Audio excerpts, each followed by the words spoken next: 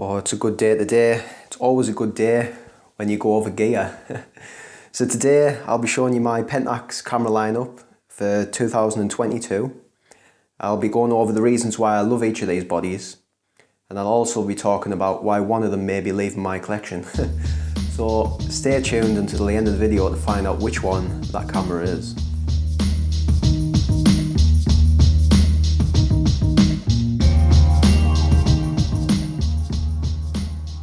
So I'm going to start off here with the Pentax K5. This camera came to me as a bundle, second-hand bundle, with a load of other photography gear, lighting, stuff like that, and I ended up selling all of that stuff that came with it, and I got what I paid for the camera back. So this actually stands me at zero, this camera.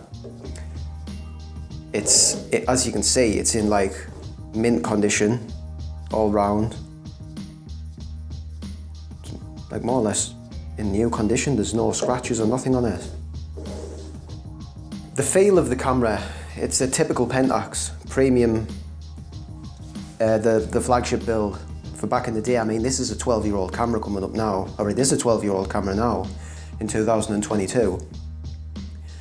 It's got the weather sealing, so you can rest assured that you can take this camera out in all conditions and be at peace of mind that it's going to work really well with the weather sealed lenses that you have. It's got the 16 megapixel sensor in this, and that sensor, for whatever reason, I've found creates some really nice images, especially when you have it at base ISO, at 80 ISO.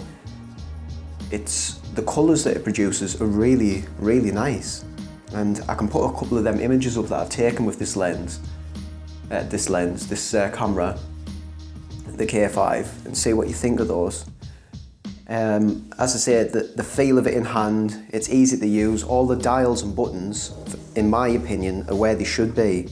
You know, it feels, apart, that is a little bit different on the newer ones, the K3 and the K70. The autofocus is in a different position. I think the autofocus, the back button autofocus is up here when you decouple it from the shutter button. But apart from that, it's very, very similar to, say, the K3, which I get on with really well. And all the rest of the menu layout's exactly the same as the other Pentax cameras that I own. You know, so you know your way around this body. It's just the same as the other cameras, really. There might be a few extra menus on the others or different functions, but for the most part, it's, you know, you're at home on it. It's got all the nice features that a lot of the Pentax cameras have. It's got TAV mode, it's got, you can save user mode, it's got the green button mode, all the rest of it. It's a nice camera if you want to bring it back to basics, because it's not the most up-to-date autofocus system. I mean, it's Pentax for one, and it's 12-year-old, so you're not really going to be shooting fast action or nothing with this camera, although it probably could be done if you know what you're doing. But it's a nice camera to have a walk out with, I feel. If you just want to get back to basics with photography, the Pentax K5 is a brilliant camera, because it makes you think a little bit more about your shots. And one of the other reasons why I'll be keeping this camera going forward, apart from it's paid for itself, as I say, is it's the key to converting my DA style lenses, the ones with the SDM motor, which is silent shooting, but they tend to fail, or they can fail. They don't tend to fail, they can fail on them lenses. And you can actually use this camera, the K5, to convert them over to screw drive and then back again. So that's one of the main reasons why I'll be always keeping hold of the K5. As long as I've got those DA style lenses, I'll be keeping hold of the K5. So up next we've got the Pentax K3 Mark 1. Now, I picked this camera up out of curiosity. I owned the K70 as my first Pentax camera, then I bought the K5 in that bundle deal. But I'd been reading a little bit up on the K3, and this camera often came up when I was looking at the K70 originally. It was one of the cameras that was like, I pitted it up against as the two choices that I have, and I eventually went with the K70 because it was newer and it had that flip out screen on it. But after a while of using the K70, I found that the functions, like the buttons and the layout on it, weren't as good as what I felt on the K5. So I thought, well, the K3 has a 24 megapixel sensor, it's got the 8 frames per second, and it's got more focus points and updated focus system. And for me, as many of you will have seen, I shoot action with Pentax, which is not the typical thing that you would shoot with Pentax. And the K3 just seemed to fit the bill. So I went ahead and bought one. I found a great deal on this K3, and this was in the first lockdown last year. So I bought this in 2000, oh actually, did I buy this in 2020 or 2021?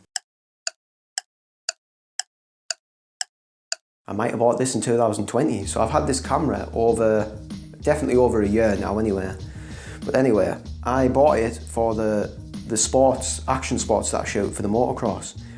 And I was very surprised by this camera. Instantly, I took to it.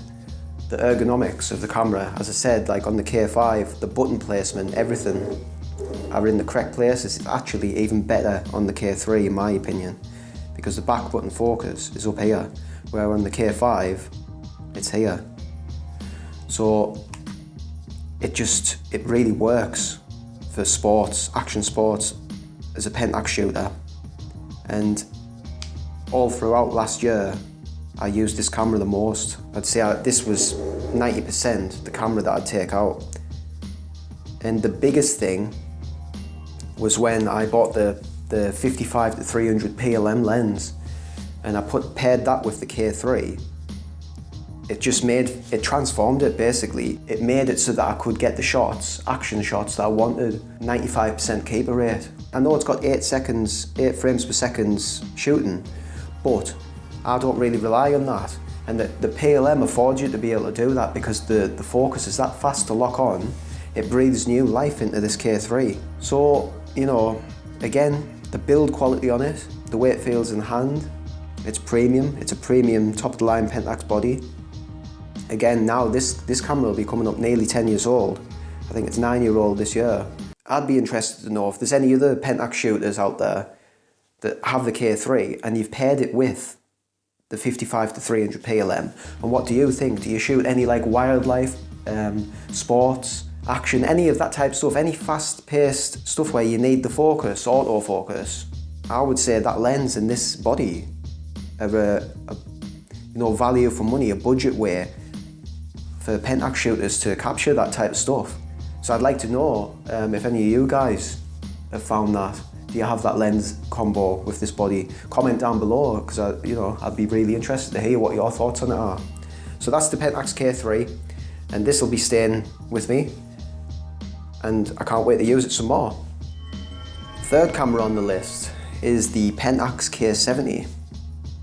This is actually this is my second Pentax K70 that I've owned. After I bought the K3 that I've just talked about, I sold my original K70, and I thought, after I'd used the K3 for a little while, I started using it more and more, and the K70 was just being left at home. But eventually, for the other type of stuff that I was starting to shoot and just getting out and doing these videos, I was starting to do a little bit more, some different types of photography, not just action sports or dog photography. I started doing stuff at like forest floor level, maybe there's a little bit of macro, that type of stuff. Things where you had to compose images a bit better. And with the K3 and the K5, it's just a fixed screen on the back of them. The beauty about the K70, and it's one of only 2 cameras I think that Pentax have made that have the flip out screen. It's this, and the KS2 is the camera that came before the K70. The flip out screen is sort of invaluable really when you wanting to get down low and shoot anything of that sort. It saves you back. You can compose the image a lot better. It's fully articulating. It's a little bit of a game changer, and I really wish that Pentax had put this flip out screen, or a flip out screen, on the newer camera, the Pentax K3 Mark III. And I would hope that they put it on the next camera they make. If it's a K1 Mark III or whatever they bring out, the replacement for the K70 or the KP, an in-between camera, you know, something like that. But I think they're missing a trick if they don't put a flip out screen on it. This camera's also actually got Wi-Fi, and from all the cameras that I own here, none of the other ones have it. So that's a nice little feature that the K70 has. And it's a much newer camera. This camera came out in 2016. So the image quality of this, I feel, when I've looked over the files, it's just better overall image quality than the other cameras that I have, the K5, the K3, and the last camera that I'll mention. Like I say, the second I missed the K70, so I ended up getting another one because of the flip out screen. And I'm glad I did, because I've actually got some really nice shots using the features that the K70 has. The camera that I've used the most over my time owning Pentax, obviously because this was the first camera that I bought, the first Pentax camera that I bought in 2018 was the K70. I've had the most experience using this body. So what I haven't done up to now is release a long-term review, which I will be making on this camera, because, you know, I've got 4 years now of using experience with the K70, so it's definitely time to make a long-term review on that camera. And also what I'll be doing, I'll be pitting the K70 against the next camera that I'm going to talk about to see in the real world how they stack up against each other. And the final camera that I've got, my most recently purchased, acquired camera, is the Pentax K3 Mark II. So the reason for buying this camera is pretty obvious. You know, I was using the K3 Mark I for 90%, I would say, of the stuff I was shooting last year, the paid work, the stuff that pays for these cameras. I was always in the background on the lookout for a K3 Mark II, or even if another K3 came along at the right price, as a backup camera, just so that I was always ready, you know, to go, and, you know, I wasn't left without a camera that couldn't do the stuff that I wanted it to do. So when this came along, it was instantly snapped up. There's some interesting features on this camera. I'm actually yet to go out and give a first impressions of this camera. There's a couple of features in here that I might end up doing that first impressions review sort of video on. Things like the Astro Tracer is so far away from what I actually normally shoot that I'm really intrigued with that. It's the GPS on it. This is the only camera that I have with that feature. You can actually buy the GPS units from Pentax to put on your other Pentax bodies and use that feature for like astrophotography and that type of stuff. But it's actually inbuilt on this camera, on the K3 Mark II. And that's the reason why I believe that it doesn't have a pop-up flash, which is no problem whatsoever for me, because I never use the pop-up flash. I never use it to trigger flash. I do use off-camera flash. I like using that. But again, this can do that. It's got the hot shoe on top. We can, you know, put a transmitter in there and get going with that type of stuff. You know, I'm not sure if this has actually got the best weather sealing out the bunch. With not having the flash popping up, is it better? And again, like I said, this is going to be into a real world camera battle, a versus. What I'll probably do is, I'll probably do a versus between this and the K70 at first, and then pit the cameras against each other, just for a bit of fun. You know, say what you guys think. Comment down below, you know, is that a good idea?